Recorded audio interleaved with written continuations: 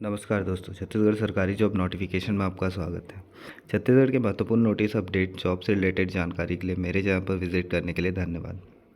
आज हम आपके लिए लाए एक बेहद दिलचस्प वीडियो, जिसमें हम बात करेंगे कार्यालय जिला पंचायत दुर्ग छत्तीसगढ़, प्रधानमंत्री आवास योजना ग्रामीण विकास भवन प्रथम तल। ठीक है, जो प्रधानमंत्री आवास योजना की जो वैकेंसी निकली हुई थी संविदा भर्ती, उसके बारे में करेंगे चर्चा। और इसमें कौन अप्लाई कर सकता है और कौन नहीं कर सकता, और कितने कितने जीरो में डाला जा सकता है, उस बारे में बात करेंगे। अगर आपको हमारा कंटेंट पसंद आता है तो कृपया हमारे चैनल को सब्सक्राइब करें और इस वीडियो को लाइक और शेयर करना ना भूलें। आइए इस नोटिस से शुरुआत कर समझते हैं।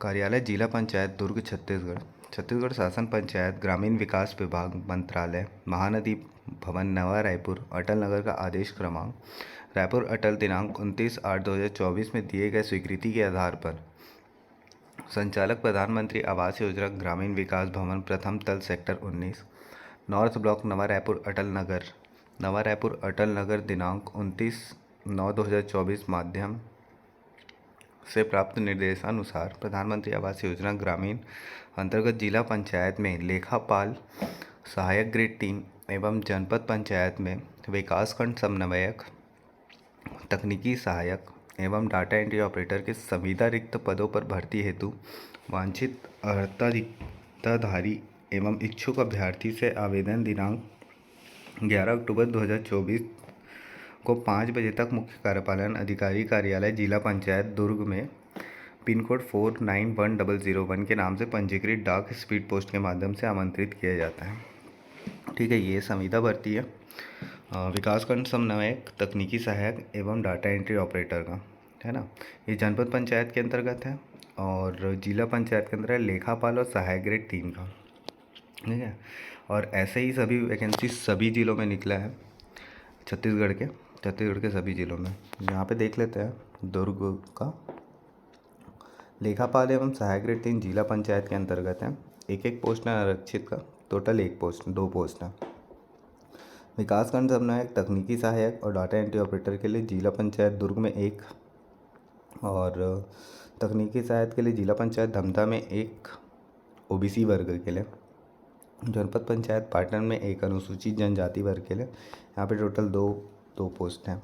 डाटा एंट्री ऑपरेटर जिला पंचायत धमधा, यहाँ पे अनारक्षित वर्ग के लिए 1 और 1, ये कुल मिला के टोटल जिला पंचायत और जनपद पंचायत का मिला के टोटल 6 पद हैं। ठीक है, शैक्षणिक योग्यता एवं वेतनमान में पिछली वीडियो में बता चुका था इसमें क्या क्या लगेगा लेखापाल और बाकी सभी चीज़ों के लिए, है ना। अब यहाँ पे देख लेते हैं उक्त संविदा रिक्त पदों की भर्ती हेतु नियम एवं शर्तें निम्नवत हैं। पूरा निर्धारित प्रारूप में आवेदन पत्र लिफाफे में केवल पंजीकृत डाक स्पीड पोस्ट के मुख्य कार्यपालन अधिकारी कार्यालय जिला पंचायत दुर्ग छत्तीसगढ़ के नाम से 11 अक्टूबर 2024 को शाम 5 बजे तक प्राप्त किए जाएंगे। जो भी आप अपना डॉक्यूमेंट्स वगैरह भेजेंगे इसमें, जिस पोस्ट के लिए फॉर्म भरेंगे, है ना, वो स्पीड पोस्ट के माध्यम से 11 अक्टूबर 2024 को शाम को 5 बजे तक वो लोग एक्सेप्ट करेंगे। उसके बाद जो आएगा उसको नहीं करेंगे। ठीक है, व्यक्तिगत रूप से सीधे आवेदन तथा अथवा ईमेल अथवा अन्य इलेक्ट्रॉनिक माध्यम से स्वीकार नहीं किए जाएंगे। जो डायरेक्ट करेंगे उनके लिए स्वीकार नहीं होगा। ठीक है ना। निर्धारित समय सीमा के पश्चात प्राप्त आवेदनों पर विचार नहीं किया जाएगा, है ना। आयु के संबंध में देखते हैं। आयु न्यूनतम 21 वर्ष एवं अधिकतम 35 वर्ष सामान्य प्रशासन विभाग द्वारा समय समय पर जारी छूट संबंधी आदेश निर्देश संविदा नियुक्ति के लिए लागू होंगे।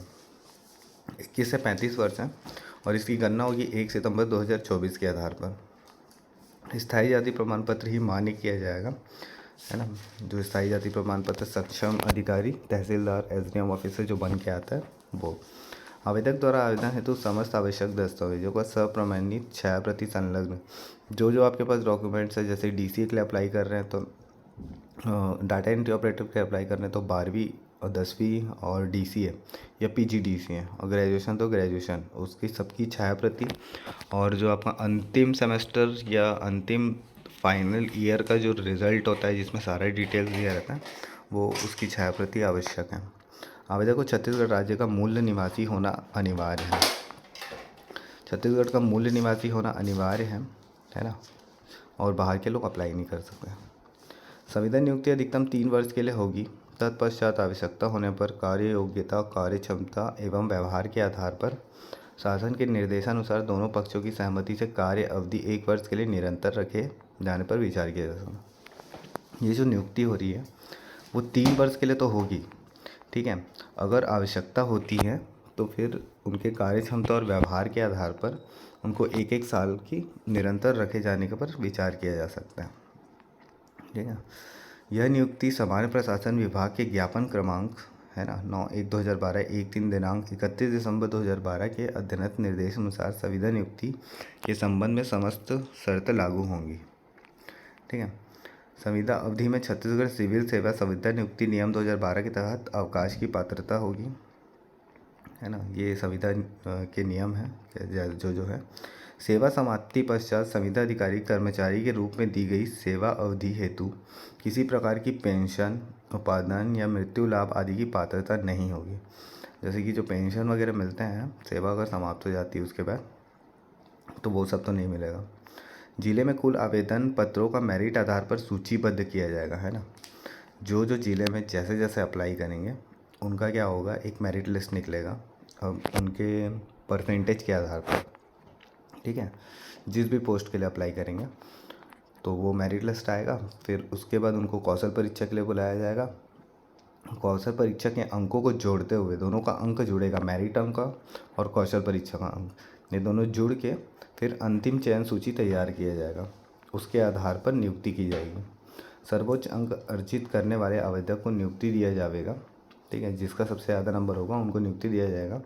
5 आवेदकों को प्रतीक्षा सूची में रखा जाएगा। जैसे कि पाटन में अभी तकनीकी सहायक में 1 पोस्ट है ना, तो 1 पोस्ट के लिए जिसका सबसे ज़्यादा नंबर होगा उसको तो नियुक्ति दिया जाएगा, और जो भी उसके नीचे 5 टॉप 6 लोग रहेंगे उन लोगों को वेटिंग लिस्ट में रखा जाएगा, है ना, प्रतीक्षा सूची में। अगर भविष्य में पद रिक्त होता है तो प्रतीक्षा सूची से ही भरा जाएगा, ठीक है। अगर वो पहले नंबर वाला अगर छोड़ के चला जाता है तो फिर प्रतीक्षा सूची से ही उसको भरा जाएगा। शासकीय अर्धशासकीय संस्थाओं में कार्यरत आवेदक को अपना आवेदन पत्र उचित माध्यम से अनापत्ति प्रमाण पत्र सहित प्रस्तुत किया जाना चाहिए, ठीक है। जो भी अनुभव प्रमाण पत्र है आपका, है ना, वो प्रस्तुत करना चाहिए। अपूर्ण, अस्पष्ट एवं त्रुटिपूर्ण आवेदन पत्र निरस्त कर दिया जाएगा। अगर आपके रिजल्ट या मार्कशीट में किसी प्रकार का अपूर्ण, त्रुटिपूर्ण है तो फिर आपका फॉर्म निरस्त हो जाएगा और आपको सूचना भी नहीं दी जाएगी। लिफाफे के ऊपर आवेदित पद का नाम स्पष्ट उल्लेख किया जाए। लिफाफा जो आप भरेंगे, जिसका स्पष्ट पोस्ट होगा, उसके ऊपर स्पष्ट रूप से नाम लिखेंगे अपना और पद का नाम लिखेंगे, है ना, और वर्ग लिखेंगे। अन्यथा आवेदन निरस्त किया जाएगा, नहीं तो आवेदन निरस्त हो जाएगा। आवेदक जिसने विवाह के लिए निर्धारित न्यूनतम आयु से पूर्व विवाह कर लिया हो, नियुक्ति हेतु पात्र नहीं होगा, ठीक है। ये विवाह वाला सेक्शन है ना। और यहाँ पे देखना आवेदन पत्र का विस्तृत प्रारूप कार्यालय जिला पंचायत दुर्ग एवं जनपद पंचायत के सूचना पटल जिले के वेबसाइट durg.cg.government.in से अवलोकन किया जा सकता है। आवेदन का जो प्रारूप है, जो भी फॉर्म इसका जो भर के भेजना है स्पीड पोस्ट, वो आपको durg.cg.government.in पर मिल सकता है। प्रारंभिक सूची के प्रकाशन के पश्चात प्राप्त दावा आपत्ति के किसी प्रकार की शैक्षणिक योग्यता या अनुभव प्रमाण पत्र या अन्य प्रमाण पत्र संलग्न किए जाने पर मान्य नहीं किया जाएगा, ठीक है। मूल आवेदन में संलग्न किए गए प्रमाण पत्र के आधार पर ही अंक दिया जाएगा, है ना। टिप जो है, संचालक प्रधानमंत्री आवास योजना ग्रामीण अटल नगर नया रायपुर के निर्देशानुसार नियमों में परिवर्तन मान्य है। ये जो चलेगा, संचालक प्रधानमंत्री आवास योजना ग्रामीण रायपुर के अंदर द्वारा पूर्व में जारी विज्ञापन क्रमांक 1127 दिनांक 3/9/2024 के तहत विभिन्न पदों हेतु विज्ञापन प्रकाशित किया गया था, ठीक है।